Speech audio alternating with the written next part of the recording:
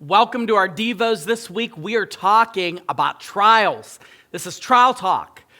We need to talk about what happens when we go through trials because like we said in church, we shouldn't be surprised that we're going to go through trials. If you're a Christian, if you're a child of the living God, you are living in a world that is adverse to your thriving. It's not going to encourage you to do well. So you're going to face various manners of trials like we talked about this weekend. Now, I'm going to go through some of these, I would say, scriptural techniques that we have to keep in mind whenever we're moving through trials in different seasons. So the first thing you want to do is for ongoing trials, embrace your weakness. So ongoing trials. Now we talked about the three different types of trials, like the small t, the daily, the big capital T, and then the big all caps T. Okay, so ongoing trials, I would say it could be any of those things, but essentially this is something that it's not going to go away. There's no solution to this. It's something that's chronic. I would say that this is people that have health conditions that are bad. It could be a capital T, all caps T trials. It could be one of those where you're on the verge of death and there's nothing that can happen. You can't control anything. So in that case, you have to embrace your weakness. You have to recognize your weakness because what happens is and this is not just from an experience, but just from watching so many people walk through trials and different things that are happening, they still think they can control things.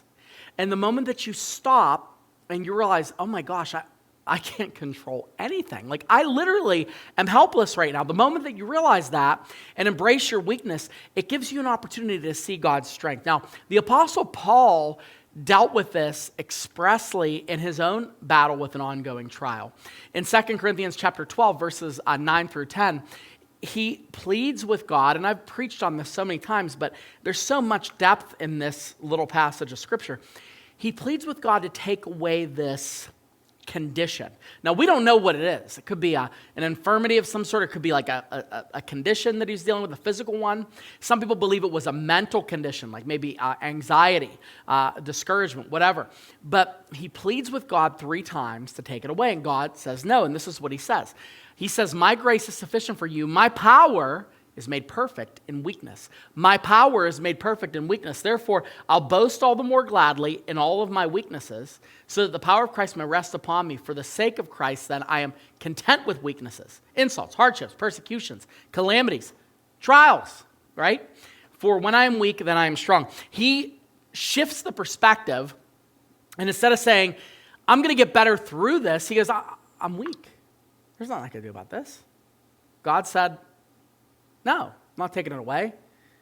And you need to glory in your weaknesses. So this doesn't mean that you shouldn't try to solve the problem. This doesn't mean that if you are sick, you shouldn't seek healing. That's not what I'm saying. But what I'm saying is, for some of us, this is going to be hard to hear.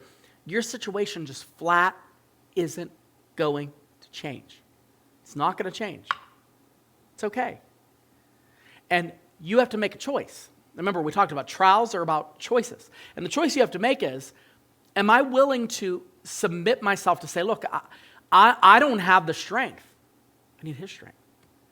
Or are you going to fight it, resent the Lord, resent those around you, and let the trial defeat your faith?